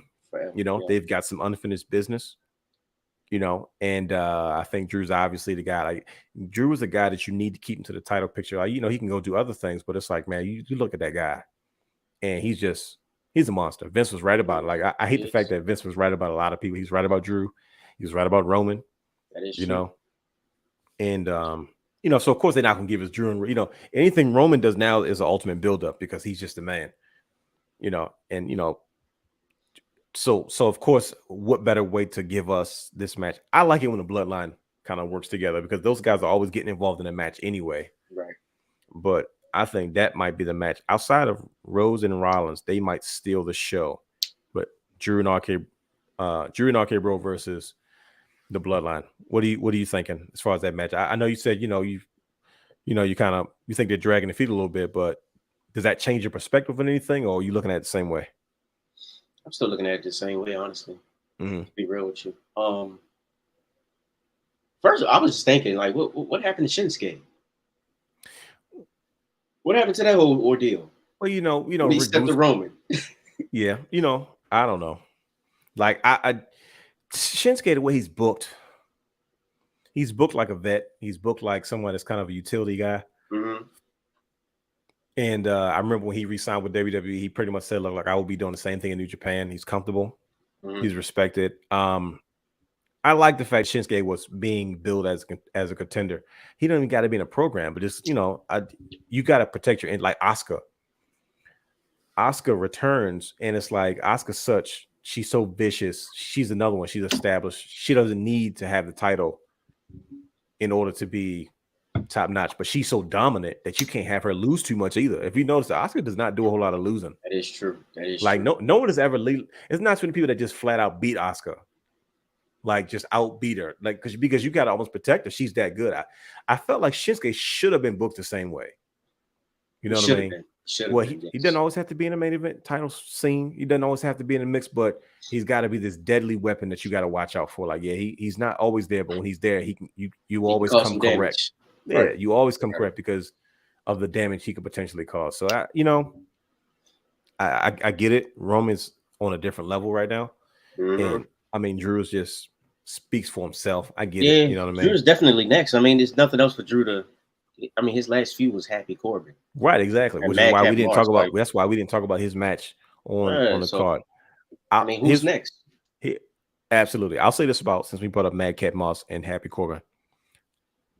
I don't like the character of Madcap Moss because he's annoying. It's not like it's a bad thing, but that's what he's supposed to do. Is if he changes his gear, I will be a fan of his because I think he has a good look to him, and I think he has I think he's young and got something with him there. But I can't get with that suspenders and the khaki shorts and the loafers or whatever he wears. No socks, yeah. I just can't do it. Like I get it for the gimmick, but like now, like bro, this is the time to separate yourself, make a name for yourself. You know what I mean? Switch it up a little bit, yeah. So, what are your predictions? Do you have any predictions for any more matches? Like I said, we're kind of in the middle of the week. We haven't seen Friday Night SmackDown as of this recording. So, like, I don't know. Are there any other predictions for matches that you think they might be leaning towards, or are there some matches that you might feel like that you would like to see for the most part? First of all, how many matches is on the card? As of right now, it's only like 5 or 6 of them, right? Yeah, as of right now, which that's why I said I'm assuming it's going to be, you know what I mean? I'm pretty sure it's going to be some others, you know what I mean? I was about to say, you think they're going to add the Intercontinental title, maybe the U.S. title into it? Well, maybe not the U.S., but now, I mean, unless they do something on SmackDown. But I don't know. That's a good question. Like I said, I mean, you still got Austin Theory out there. You still got Ricochet, but Ricochet's kind of workhorse wrestling guy, so he's doing a lot of doing a lot of wrestling. You know what I mean? Like the women's tag division, that's kind of like depleted right now. Yeah, everybody's in kind of rebuild mode. You know what I mean? Trying to figure it out. So, oops, I hit something by mistake. Don't mind me. There we go. What you think about Alexa Bliss? You think she comes back?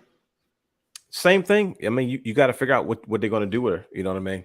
Mm-hmm. Like, you know, you look at it and you say, okay, well, what direction do we go in? She had the counseling sessions, and it just disappeared. I don't know. They could be working us. You know what would be crazy though? My fault. Everybody talking about Rhea Ripley going with Edge. What if Alexa Bliss comes back? Oof. That same fiendish, devilish type of character, and she joins Edge. I think she played it well. I think she can. I think that part of her can evolve as a character. Like, I know not something we had planned to discuss originally, but I think it's a great topic. I think if it can go, I think if she learns to harness that character where she can be herself, but if she snaps, she can go back to it. Has a little depth to it, kind of like Bray Wyatt was. Like, there was a point in time where he was the Fiend and he was renewed, but then he would have these moments where he would go, like, he had a small run when he went back to the original Bray Wyatt for a quick moment, and then he went back to the Fiend. I was like, man, that's that Mick Foley type stuff. See? Like, I like the idea of being able to bounce back because you can go into depth in regards to the character and the character story arcs a little bit better that way because you have more versatility. There's more to write. There's more to explain. There's more to, I don't know, man. Hopefully they can figure it out. What are you thinking about Ezekiel, aka Elias's younger brother, and this whole Kevin Owens feud? Kevin Owens been running around with the Alpha Academy, trying to convince the world that Elias just shaved his face and he's calling himself Ezekiel, his younger brother. You think that might get added to the card? They already did the 6-man, right? They did the 6-man. Yeah, they did the 6-man. Alpha Academy I wouldn't put. Yeah, I mean that might be a nice little pre-show match. You put Kevin Owens on a pre-show? I mean, I wouldn't want to, but it's Ezekiel. Let's be real. No, they can put Happy Corbin and Madcap Moss on a pre-show. That is true. That is true. But I mean, I like the spin that they put on it with Kevin Owens going down and basically hashing it out with Ezekiel, a little comedy spin to it. Trying to build somebody new. I get it. I don't know how I feel too much about Ezekiel yet. I kind of like the Elias character. I felt like he could have done a little bit more with that. But this is different. It's different. You know what I'm saying? It's definitely different. And a lot of mystery to it. Lots of mystery to it. You always go a lot of different directions with it. You're wondering where the heck they're gonna go with. Trust me, I'm with you. See? Here's the part that trips me out though, because somebody said it the other day while I was watching it, and somebody was with me and they said, why does he look like the Ultimate Warrior? I said, so let me get this straight. So they had that man shave his face, shave his beard, because Vince said, you look like Macho Man. We're not doing it. He always has love and respect for Macho Man. Yeah. You look like Macho Man. We're not doing it right. But you got tassels on your arm now. You're looking like the Ultimate Warrior. First of all, he doesn't look good. He doesn't look good naked face. Like, brother, like his 5 o'clock shadow is mean. Like, he's got like craters on his face because he's got hair trying to just sprout from his face. I was okay with Elias. I just wanted him to change his gear. Yeah, like how he looks now. Something like trunks, boots, whatever, white boots, black trunks with some designs on it, and you can still wear your little scarf and come down with your guitar. You wasn't digging the jeans. No, I'm not a fan of wrestlers who wrestle in jeans, and I'm glad you brought this up because I remember British Bulldog, his late run in WWE, 99,000, whatever it was. He wore his regular British Bulldog gear one time at what pay-per-view? Was it Backlash? It might have been Backlash. Might have been Backlash 99. Was it Backlash 99? No, it wasn't. Because he faced. No, it wasn't. It wasn't 99. It was. No, it wasn't. I forgot what pay-per-view it was. But it was one of the early pay-per-views because it was I think he faced. It was a 5-pack challenge or some type of fatal 4-way match. Who knows? It was the one time he wore his ring gear. Like, he was fresh out of WCW. He was tagging with Neidhart and he had his long tights, his British Bulldog tights. Right. And he came back and he was a main event player in the WWE, before he succumbed to his issues. I was like, man, and he was wearing the jeans and the boots.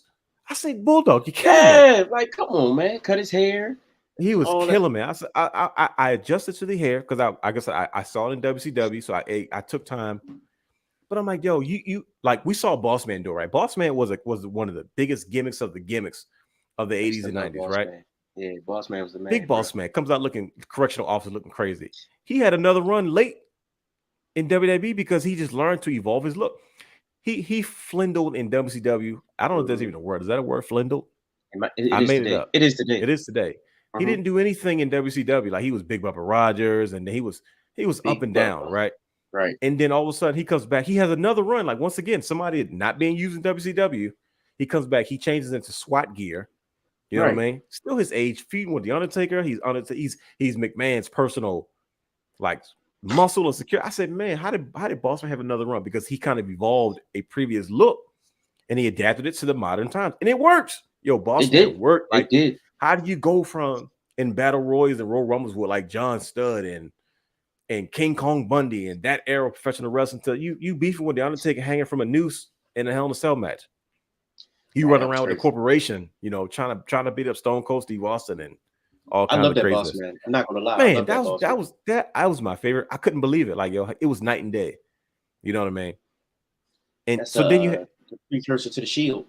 Yeah, I mean it definitely was. You saw the influence, right? Right. So you had British Bulldog coming back, and he's wearing jeans with the socks and the boots. I said, come on, man! Like I was blown. I said, yo, anybody knows me, I will not like a wrestler if he does not have the right gear on. If I do not like his gear, I won't watch this match. I'm like, nope, not my favorite match. I'm not watching it. Yep. Like I'm just that guy. I'm a gear guy. Like you gotta have the right. Like I said last week or whenever we go, I said there's many Shawn Michaels matches. That's my favorite wrestler. Shawn Michaels, Bret Hart, 1A, 1B. No, who we're not saying who's which is what. No one is above the other. There are certain Shawn Michaels matches I do not watch because I do not like his gear. And same thing with Bret Hart. Bret Hart's gear was the same for the most part, but there's a couple of matches where I'm like, nope, different schemes, not feeling it, so I'm not watching it. That's how I felt about British Bulldog. I was like, yo, I'm like, yo, he wore the gear one time, and I knew he wore the gear because it was advertised either on the poster or on the back of the box. I can't remember what show it was. I just watched it last week. It's crazy part is that's what I watched before we got in the show last week. I don't remember what it was, but it's on there though. But he had a main event run. He was out there with jeans and boots. So I say all that to say, bring it full circle. That's exactly why I don't like wrestlers that wrestle in jeans. I didn't like Sid wrestled in jeans in WCW like in 2000 or 2001. Yeah, I wasn't when he broke his leg real bad. Ooh. That was nasty looking. Yeah. W. Morrissey, aka Big Cass, he wrestles in Impact with jeans on. Nope, not a fan. Yeah, I don't do the jeans thing. So when Elias had it, full circle, when Elias had the jeans, I was like, man, he has something, but that he's bigger, big guy, big jack dude. I say, you don't need to go. I said, change his gear. He's a main event player. Still be the drifter, still do the Jeff Jarrett spots, crack your way with the guitar. Add a little bit more age to him. You know what I mean? Give him a reason to be edgy, right? Let him get like he had his promo where he breaks the tombstone. Like, oh yeah, tombstone. I'm no longer I'm no longer Elias. Elias is dead, and he disappeared for who knows how long. Right. And I thought something crazy was coming for him, but Ezekiel. I'm like, yo, you could have. I mean, it's working. He's out there. He's relevant. He's in the mix. He's working with a made man and Kevin Owens after his feud with Austin. He's untouchable at this point. So I respect Kevin Owens, kind of bringing him up and uplifting him and trying to get him over and back into the hearts of fans. And it seems to be working. It's kind of giving me Eugene vibes. Yeah. Like, hey, I don't know, man. It's got a gimmick to it. It does. It'll work out. I'm pretty sure it'll work its way out. Do you think we'll get Ciampa and Mustafa Ali on the pre-show, or is it too early for them to even have this type of match at WrestleMania Backlash? I know they're not really, neither one of them were involved in WrestleMania this past WrestleMania, so it's like, are they relevant enough to be in the mix of all this stuff, or do you feel like that's something that's probably going to play out on TV or can wait? I was about to say, I would like, personally, if I was booking it, I would like to see a little bit more, like, build up. Yeah, me too. Onto like, why did he attack Ali? But honestly, you could throw that in there too. Yeah, I'm but I would prefer for them not to build it up for the next pay-per-view. Yeah, I don't want them to look at these workhorse guys as throwaway matches. I'm like, look, man, you got a good crop of like mid-card dudes that you can really rock with. I think they should really Take their time. What do you think about them rebuilding Ciampa as this kind of monster heel, kind of crazy Ciampa? I love it. Best version of him. That's baby Orton. I never, yeah, true.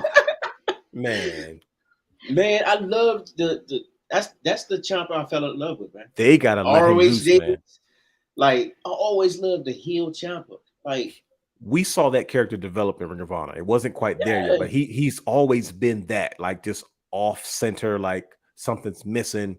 He's gonna snap at any moment. Yeah, like just, and we saw it just blossom and develop in NXT to what it is now. So to see him kind of go back to that, you know, he has a menacing look to him. He's jacked. He's working on his physique. Back to the trunks. I never liked him in pants. No. I think he's too short. I said, but he can keep getting bigger and jacked and stuff like that, man. But to see Ciampa, you know, of course, he got a name change instead of Tommaso Ciampa. He's just Ciampa. Ciampa, yeah. I'm okay with that. That's not, you know what I mean? I'd rather them do that than change his name to like Jake or something like that. The WWE likes cutting people's names off first. It's like Adrian Neville, Antonio Cesaro. We get used to it. Call him Neville Cesaro. So Ciampa is fine with Riddle, me. Riddle. Austin Theory, just Theory now.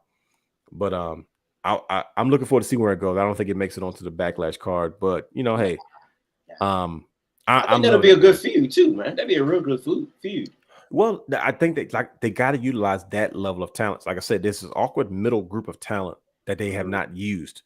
Because it's like either at one point when you had a cruiserweight championship, they were always the scapegoats. Put them on the cruiserweights, let them wrestle to their house down, go home. But it's like, yo, you got to take those smaller guys and turn them into stars too, though, and don't categorize them. Well, you guys are smaller, so it doesn't make sense to put you in the main. Like, no, you don't got to do it that way. Like Ricochet. Ricochet is the Intercontinental Champion. He's not your stereotypical Intercontinental Champion by Intercontinental Champion standards, but he fits the mold. He's a workhorse. He's someone who deserves to have that title. And if he keeps having wrestling matches, it makes sense. If you say this is the wrestling match title, then by all means, let him have those wrestling matches. Put him in the ring. If there is going to be a United States guy and be kind of gimmick and the molding, this title is kind of the middle place but you got the IC title. Let him have those matches with all that type of talent that you would have stuck in the cruiserweight division or in NXT, and you know, let them tear the house down. I think Mustafa Ali and Tommaso Ciampa both fall into that category, and I'm like, man, let them just rip. And it works. You know what I mean? I know Ali's kind of went back to his original character. You know what I mean? He went from this in the light guy. He was over, like he was being put in main event situations. You know, before Kofi Kingston got that, you know, that spot in the Elimination Chamber, it was to him. You know what I mean? He just got injured, unfortunately. Yeah. So I mean, it was a bad injury too, like out of sight, out of mind. And when you come back, the plans they had for you then aren't the plans they have for you now. But it's something about him that they really in love, because instead of releasing him, they found a way to keep him around. And now he's back on TV. He's working. You know what I mean? He's doing something. You know what I mean? And he was always working, doing something. He did Retribution, and I think he delivered on that role. It's just that Retribution just wasn't thought through all the way. Yeah, it was trash. You know, like I think it just should have been done differently. They had everybody's attention with how they were doing it, you know, with the ambiguous people coming out of the crowds and all black. It was a bunch of them, and then they dwindled it down to the 5 wrestlers. But then they made it just like Mad Max post-apocalyptic group. Like, why they all got face masks on, look like Bane and hollering and screaming? Like, well, what is this group? Mustafa Ali is talking about, you know, kind of the downtrodden, the misunderstood, the forgotten, the ones that, and then you got these other guys like Mason, T-Bar, and Elk Ridge, and D Flower. Like, I'm saying anything, just, you know what I mean? It's just like, huh? Who are these? Like, even like Donovan Dijak or Donovan Dijakovic in NXT. He's T-Bar, but he's himself now. At least he's got it. He grew his hair back out. He's not wearing the big face thing. He's still T-Bar. He works main event, you know, but he looks like himself. He's not wearing that. Like, you could have did that the first time. You know what I mean? Absolutely. I was so mad when they brought him up, and it was like, yo, you didn't utilize him the right way. No, I mean, like we had saw some classic matches with him and Keith Lee. Yeah, like they did in Ring of Honor, they did it in NXT, and then it's just like, both of them fizzled. They got a new utility guy in Donovan, which, you know, I think he'll work his way into the mix. You know, he's pretty young in his WWE career. I don't know how long it's going to last, but you know, I you know, you don't give up talent that's that tall and that agile that can work, you know, to that degree. But then again, you said the same thing about Keith Lee. I think I've said it 1,000 times. Keith Lee I think the expectation was put on him was way too high, and he just couldn't deliver because he's in AEW doing a bunch of nothing the same way. That is true.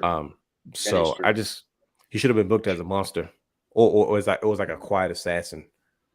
Like I said, I will book Keith Lee. I will let him come out there, look at you, smirk, and just beat the living dog piss out of you, and then walk away smirking and call it a day. Like, don't talk, don't call yourself nothing. Don't. I am limitless. I can. Like, do you sound too smart? Like, you're a professor. You sound like a professor. Like, he do. You sound like he's ready to teach literature at a university. Good evening, class. I am Professor Keith Lee, and I am limitless. Like, dude, no, like you know.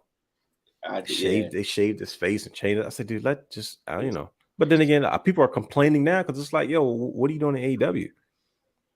It's difficult when you got to deliver. When people know what you're doing, but then you got to deliver. It's difficult. I think he fell victim to that. So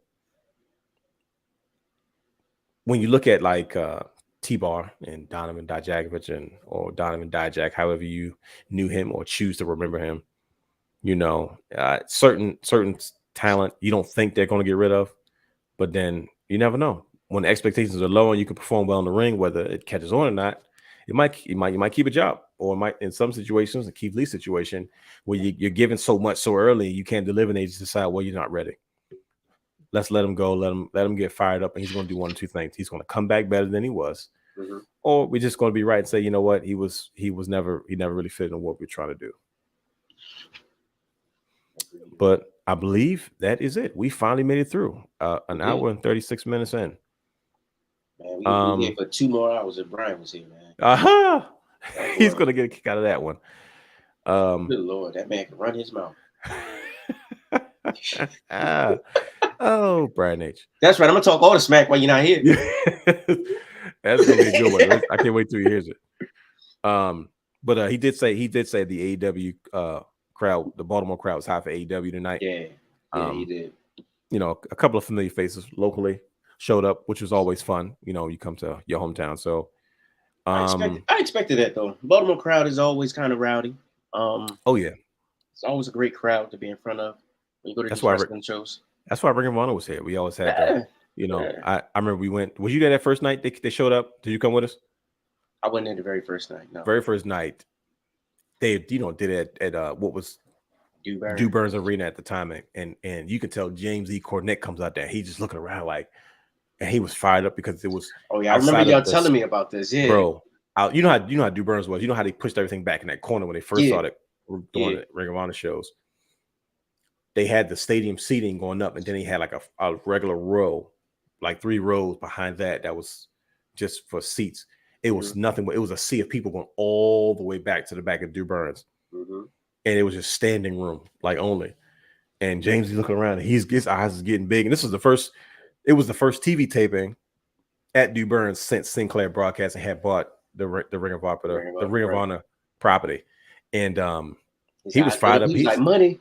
He said, I remember he grabbed the mic, and I don't know if this is part of the show or not. I don't think it made TV, but he was like, man, I forgot how hot Baltimore crowds can be. ENWA guys, so they used to run shows here all the time. WCW and NWA. Right. So, Baltimore's always one of those rabid wrestling culture cities. So I take pride in being from a good wrestling community. So, yes, sir. That AEW, that Baltimore crowd for AEW doesn't surprise me one bit. But I'm glad it probably showed. We can go back and watch on TV, and I'm sure we'll probably see the same thing. Absolutely. But is there anything else? Did we forget anything? I mean, we covered a goddamn lot. We covered pretty much everything, honestly. Yeah, you see. I'm looking forward to the premiere next week. Listen to me. I'm telling you guys now. I apologize in advance. It was definitely. Hold on. Let me put up the thumbnail ad. I'm telling you, like this doesn't show you anything, but this right here, you have no idea where this is going to go. I can almost guarantee you that.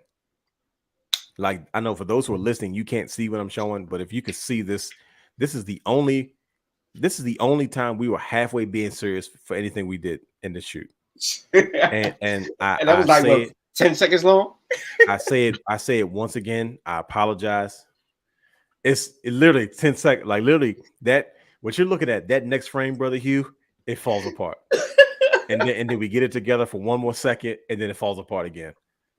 it's just like, but next week we will debut this commercial. The first one, we can't do anything. Like we were trying to put together we were trying to promote and get some content to promote Wrestling Wrealm Now, and this is what happened.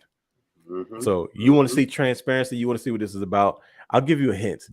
If you go on our Instagram page and you look under our reels, you see me there kind of boogieing in a Wrestling Wrealm t-shirt and a DX jacket. That should be a good indication of how that night pretty much went. Yeah. And that is honestly quite reflected in this video. See, I just dropped the nugget on the people. If you did, if they're good enough, if they pay close enough attention to what I'm saying, they can figure it out. But we will definitely show it next week. We got WrestleMania Backlash coming up this Sunday. Was it May 8th, right? Mama's Day. Yep, on Mother's Day, May 8th, 2022. Should be a good show. I don't know how many people are going to get a chance to watch it, spending time with their mamas. We appreciate and love all the mamas. Yes, we do. Thank you to my mama. But yeah, that's it. Follow us on all social media platforms at Wrestling Wrealm. Subscribe to our Patreon, our Twitch, and YouTube channel at The Wrestling Wrealm.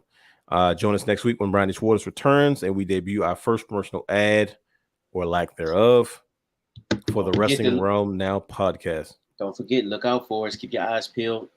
The Wrealm is on the road. The Wrealm is back on the road. You never know when we're gonna see us. Yeah, and we're re-recording everything. Like we're definitely revving it up. Also, be on the lookout for the new season of the flagship show, The Wrestling Wrealm. I think this is probably going to be one of our best ones we've done. I know we take time in between seasons. We probably do these every spring, every summer, and but this is like we've done everything up to this point to get it to where the show and the brand is now, and this continue to grow. So definitely looking forward to that. Also, once again, if you want to support us, if you want to join the Wrealm and rock what we rock, you can shop now at WrestlingWrealm.com. You can get all your t-shirt, hoodie, mug, all types of needs, everything Wrestling Wrealm related. Pretty soon we will be adding some new designs, some new concepts, and some just overall new merchandise. Celebrate what we do. Yep. All right. Well, until next time, I am the real Dwayne Allen, and my good brother is Has the Third. That's me. We will see you next time, and peace.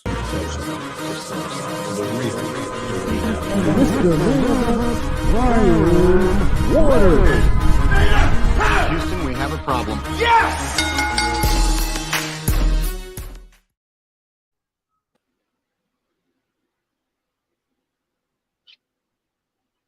Oh yeah, I like that.